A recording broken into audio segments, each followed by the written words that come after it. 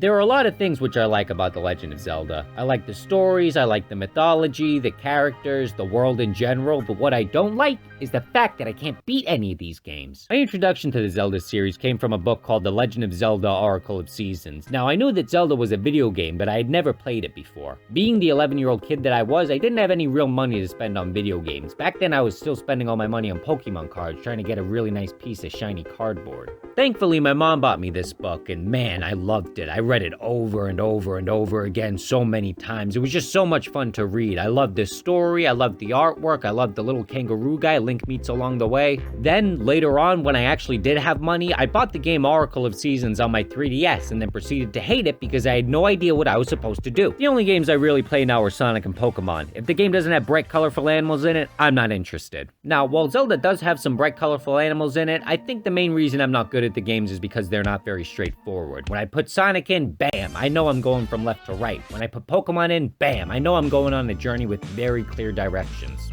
The directions you get in Zelda are like cryptic riddles that only an elder wizard can solve. When I was playing Twilight Princess on the Wii, I got stuck about an hour into the game because I had no idea what I was supposed to do next. I didn't want to look up how to do anything, so I just spent all this time wandering around wondering what to do next. I even read the first Twilight Princess manga to try and figure out what to do. It was like I was consulting these old, ancient texts for esoteric wisdom. Turns out all I had to do was grab a horse and use it to jump over the fence, but I wasn't able to figure it out because I have the brain of a monkey. It's very hard playing a game you're not good at. It's not like playing a game like Mario Kart, where even if you're not the best at it, you can still have fun playing it. When you're genuinely bad at a video game, you're stuck with this overwhelming, undying frustration because you have no idea what you're supposed to do. I've been playing the original Link's Awakening recently, and it's a pretty fun game. I'm a little under halfway through it, and I've been having a good time with it so far. However, I've also been using a walkthrough for pretty much the whole time. Now, while there are a lot of fun moments in the game, such as the Desert Worm battle, it can be tedious constantly looking between my 3DS to control Link and my phone to actually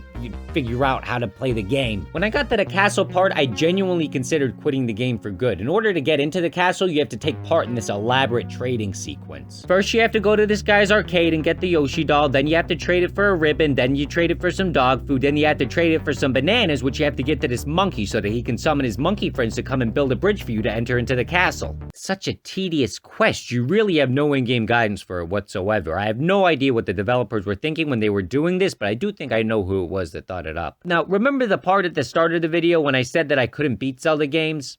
I meant every Zelda game except Breath of the Wild. This game is probably the only Zelda game I'm ever going to be able to beat without using a full walkthrough. Is it linear? No, but that's the beauty of the game. There's no specific sequence of events that take you from one part of the game to the next. You just sort of discover everything on your own. I remember stumbling upon the Van Ruta part of the game completely by accident. I was trying to map out the entire world before I did anything and ended up getting sucked into the story instead. I had so much fun playing the game, I ended up deciding to collect all 999 Korok seeds, and when I finally did, I realized that I missed one, and I spent like 15 minutes retracing my steps trying to figure out which one I missed. There's so much to love about this game. The diversity between the environments is incredible. In one area, you have these tall, dark, wintry mountains, and in another, bam, beautiful autumn forests and hills to explore. There are deserts, plains, big trees, but on top of all that, you also have these huge, amazing, unique structures littered across the map. Then there's the boss fights. There's just tons and tons of unique bosses for you to fight. There are these giant Cyclops guys, humongous rock monsters. There's a temple full of guardians that's hidden within a giant canyon. But what I really like about Breath of the Wild, what I really like more than anything else,